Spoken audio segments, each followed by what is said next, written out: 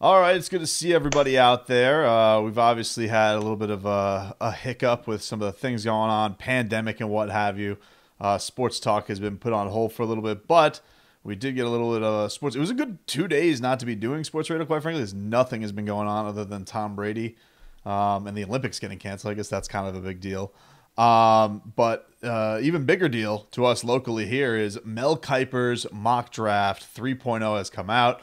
And Robbie the Degenerate, we have Skyped in together because we're going to be doing a lot of stuff remotely for the time being. So this is your wheelhouse, my friend. How are you, by the way?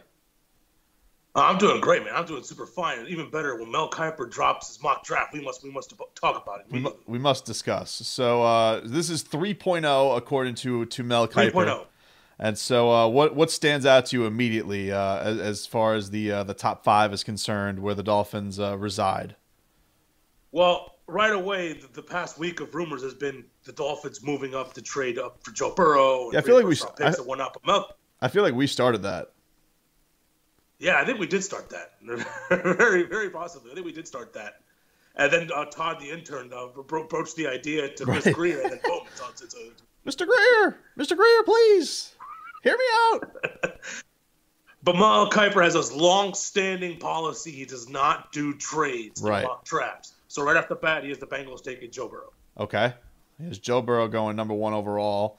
So no surprise there. Obviously not impressed with Tua's new video, his new workout video, where I thought he looked pretty damn good. I thought Tua looked fantastic. In the oh yeah, that it was beautiful. He was moving. He was moving. He was showing some mobility out there. I thought it was a very impressive first tape. And then last mock draft, he had Tua going to the Detroit Lions at number 3. But in this mock draft, no. He has Tua Tagovailoa following all the way down to 5. Wow. Oh, that's big news. All right, so he's got the Dolphins not having to trade picks to make this all happen. That's huge. I love that. And I know he did his explanation. He did his explanation on it. He's like, oh, I can't project who's going to move up and get him. So just by natural selection, the Dolphins ended up with Tua at number 5, which is the most common mock draft ever. Yeah, I get what he's saying there. Like, especially we saw the moves that they made where they traded the cornerback to Philadelphia. What was the dude's name? The guy who said he had no respect for Darius Slay. Yeah, so Slay got moved to Philly, so everybody thinks that Okuda is now going to be heading to Detroit. That it seems like a more natural fit that he can slate right in there. And they're getting the guy who you've had in your draft rooms, thought very highly of Jeffrey Okuda. So it's not or prospect power ranking. Excuse me, we haven't gotten to cornerbacks yet, but in the prospect power rankings, you've had Okuda very high all year. So you think that he'd be worthy of this number 3 pick? Yeah, he's probably going to go 3, and that means that the Giants aren't going to be stupid. They'll take Isaiah Simmons, and I think the Dolphins' best move is to sit there at 5 and gamble. And if the only team you have to worry about is the Chargers, moving up to number 3 and possibly getting Tua. But what do the Chargers really have to offer? Right. And I think just the Dolphins. The talk is 3 first-round picks, but that was for Joe Burrow. For Tua, I feel like 2 first-round picks and maybe some loose change should be okay. And I could contend that although if the Chargers offer 2 first-round picks, they won't be in the same year.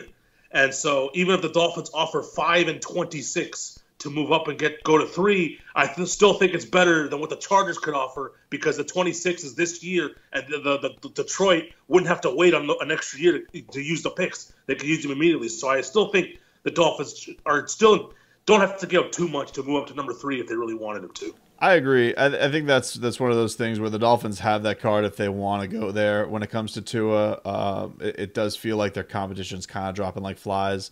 Everybody looks at because nobody I think really buys that the Chargers are going to go with Tyrod Taylor.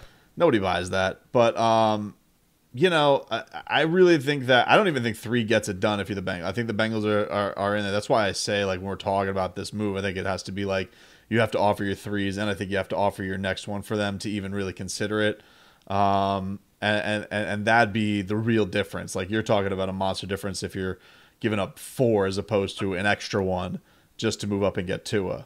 Because I just don't think giving up everything in this draft really gets it done for the Bengals. I think Duke Tobin, no relation, is is happy that he gets to get a quarterback that obviously fits in state-wise. Even though it does seem like, look, it does seem like Joe Burrow has hinted that he's not that thrilled with going to Cincinnati. I don't know what that means. I don't know if that's enough of a power play where they're going to look at it, because, I mean, this isn't like the NBA where if you get a franchise player, you're at this race against the clock to make him happy. Like if you get like the Pelicans having Zion, maybe they'll be fantastic and maybe they'll win championships. But for a market like that, they're going to have to impress early on with Zion to keep him and keep him at the Pelicans forever, because most likely he's going to leave.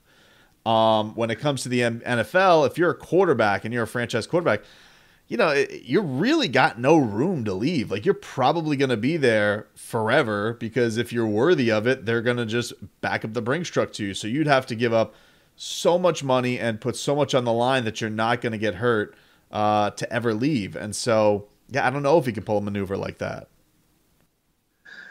Yeah, for three first round picks, and the Bengals historically, I know Colin Cowherd pointed out that the Bengals historically do not take gambles in the draft, and them trading, even if they get 3 first round picks for Joe Burrow, if Joe Burrow turns out to be excellent and the best quarterback in the world, then it's a bad trade, at least for the Bengals' perspective, and they historically do not take gambles in the draft. Yeah, that's interesting. What about what stands out to you with Mel Kiper for the Dolphins' other picks? Well, he had at 18, he had the Dolphins taking DeAndre Swift, which I still thought was a little too high. I don't think the running back need is as important now with Jordan Howard. They still need a running back, don't get me wrong, but I feel like 18 is still a little too high. Before, they were desperate, 9-1-1 for running back. Now, they don't need one as badly, not at 18. They can maybe wait till 26, maybe even wait till 39 in the second round. I thought DeAndre Swift was a little bit of a reach at number 18. And then at 26, he has the Dolphins taking Josh Jones, the tackle from Houston. I have my thoughts on it. I'm going to reserve that for when we unveil the next draft room. All right. The next draft room. But the Dolphins have to leave the draft. I mean, I know Leroy won't like it. I think Leroy's okay if the Dolphins take a tackle at 26, but the Dolphins have to leave the first round with a tackle, a quarterback and a tackle, and because I mean they don't have they signed Flowers, they signed Eric Karras, and they desperately need 2 tackles, but they're not going to probably take 2 tackles in the first round, but they got to come away with the first round with 1. Yeah, the interesting thing also is going to be with them, if you do draft Tua, like, where are you going to put your young tackle? Like, are you going to groom him to be a right tackle, or are you going to groom him to be a left tackle? That's going to be an interesting decision that they're going to have to make too. I mean, they did give Jesse Davis like a little mini extension. Yeah, it wasn't great last year for him, but he also had to move around a ton. So they were kind of just picking and moving. That offensive line was going through so much shuffle last year. While I don't think Jesse Davis is a franchise anything as far as alignment's concerned, I think he'd also be better suited, moving somewhere else on the line where he'll succeed. Obviously, they got Eric Flowers, which situates a spot. They got Karras, who's going to situate at center. So, probably going to start a rookie. You would hope Dieter's going to be in one of those spots. I mean, I don't know how they feel about him. So yeah, I'm with you. I think. By the way, according to my insider, the Chargers, when they signed Brian Bulaga, big time right tackle, they are trying to fortify the right side of their line because they feel like they're going to go up and get Tua, left-handed quarterback. So that's why they went out and paid Brian Bulaga. Anything in this draft from Mel Kiper that you just thought was wildly stupid? I mean, he was pretty. I mean, I think he had once the Chargers took Herbert, he had Jordan Love falling pretty far, which is expected. Other than that, there was nothing really crazy stupid. It was pretty ordinary. No wild reaches outside of maybe DeAndre Swift at 18. I still think it's a little too high. That might be the stupidest pick of the draft. But everything was pretty status quo. Chase Young, number 2 to the Redskins. Okuda, Simmons, and then you had Jerry Jeudy falling into the teens. Then you had a couple of Mekhi Becton going 10 overall. Like, it was pretty standard operating procedure as far as his mock was concerned. Only 4 quarterbacks, which is the normal amount of quarterbacks. Nothing wild and crazy like Jacob Eason or Jake Fromm in the first round. Was pretty standard across the board. But he doesn't do trades. That's his long-standing rule. He does not do trades. He doesn't do trades. He's been doing it since the 80s. He doesn't do trades, but he forces Todd McShay doing bet mock drafts. So now McShay has to stick to his guns, and he can't even have a legit draft. It's bastardized. Yeah, he has Herbert going in front of Jordan Love. That's the bet he has. Unbelievable. All right, man. Enjoy quarantine I am going stir crazy here. I got nothing doing at the Tobin household. So we'll see you soon.